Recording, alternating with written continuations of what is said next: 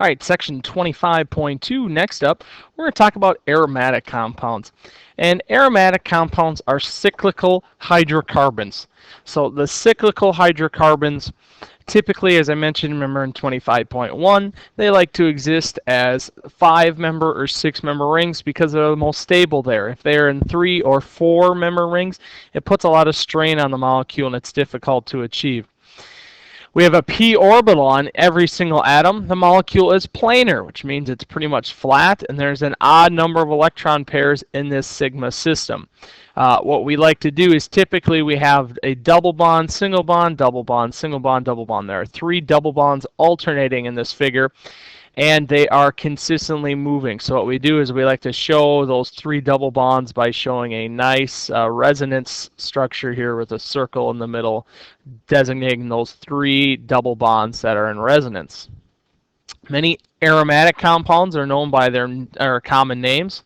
So for example, we have benzene, naphthalene, toluene or methylbenzene, pyrene, all right, where we have multiple aromatic compounds are multiple 6-member rings joined together.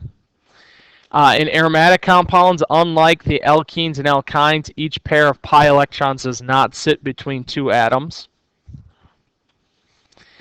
All right, rather, we have a delocalized.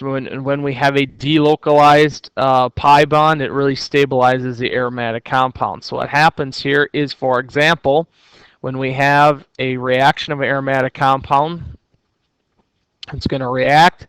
When it reacts, what's going to happen is it's going to essentially add on. We are going to have an addition reaction. They do not undergo substitution. Nothing is replaced. All right? Key to. Now, depending on the ring where they go, we can have 3 possible structures. We can have an ortho, we could have a meta, or we could have a para. Ortho is when they're adjacent, meta is when there's 1 carbon between them, and para is when they're on opposite sides of the ring. Something to know about their structures. If they react here, we have halogenation.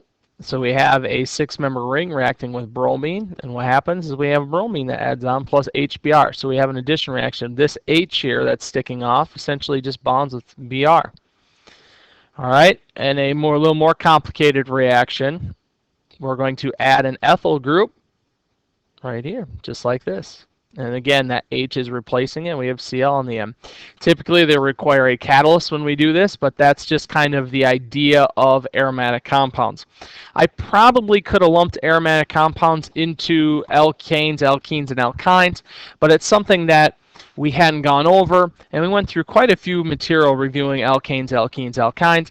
So you have just quite simply aromatic compounds, 6 or 5-member carbon rings, and kind of just a brief introduction on how they